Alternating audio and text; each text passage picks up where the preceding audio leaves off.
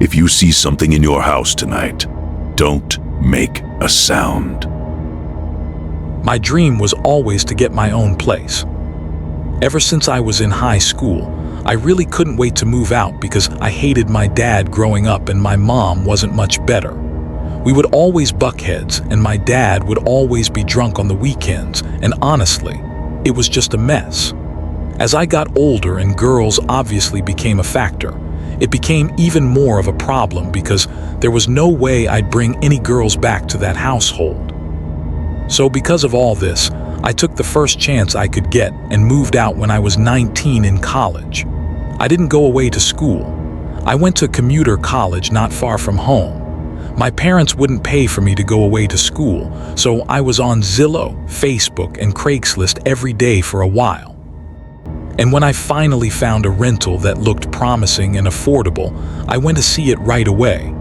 The layout is pretty important, so I'll describe it now. As I walked in, I was welcomed with the living room D area, which was one open space.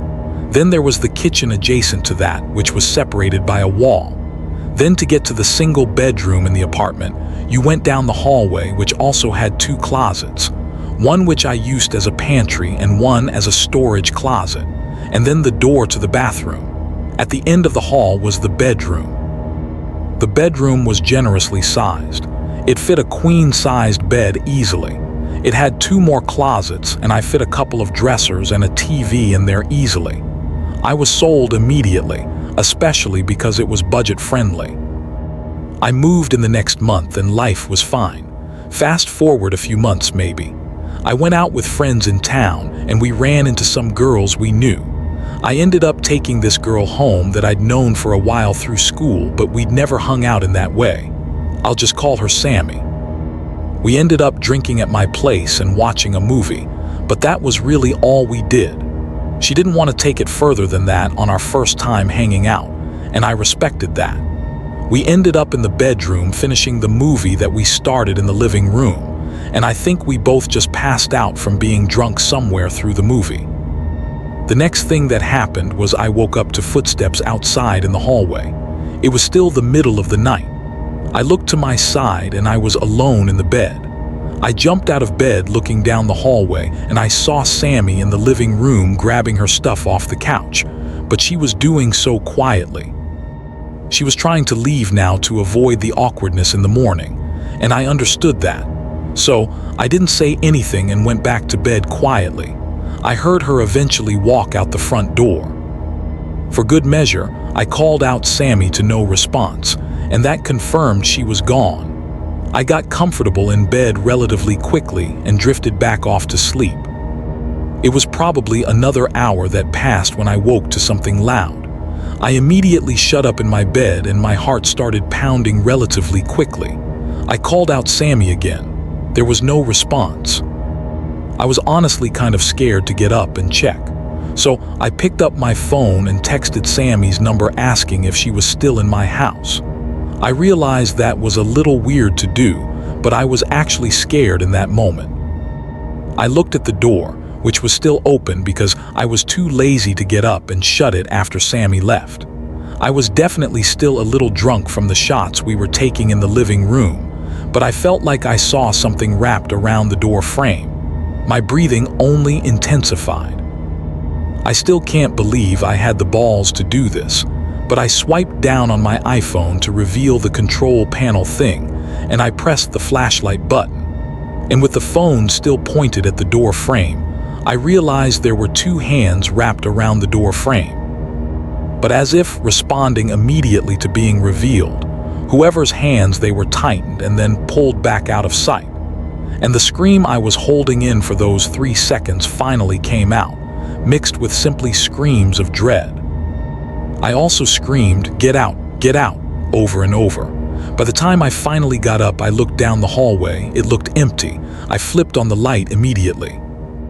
After a few minutes of calming my breathing and just trying to listen for sounds, I built up the courage to check the hallway closets and bathroom, and they were clear. I then moved to the main living area, and trust me, there weren't any places to hide in there.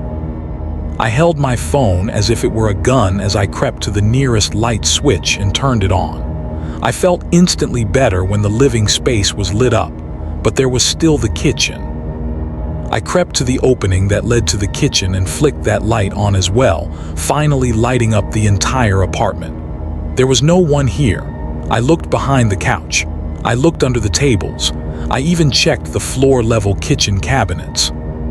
When I realized it was clear, I ran to the front door to lock it. The weird thing, though, was that I never heard the front door close, and yet there was not a single soul except for me in there. I now tried calling Sammy repeatedly until she picked up. When she did, she sounded tired and confused. I asked her if she was just in my house, and she told me she left a while ago because she couldn't sleep. I didn't explain. I just told her my bad. I thought I heard a noise, and then we hung up. I decided to spam call my best friend until he picked up, also sounding tired and confused. I explained everything that just went down, and he said he could tell I was still drunk. His explanation calmed me down, though. He said I was sleep-deprived and still drunk, and I had a mid-wake-up hallucination. It made a little sense, actually, considering I never heard the front door shut. I eventually could laugh it off and apologized for waking him up.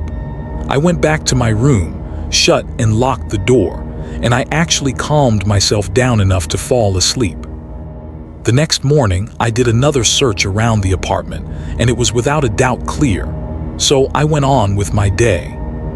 But at some point, I thought back to that supposed hallucination I had of those hands wrapped around the door frame the night before.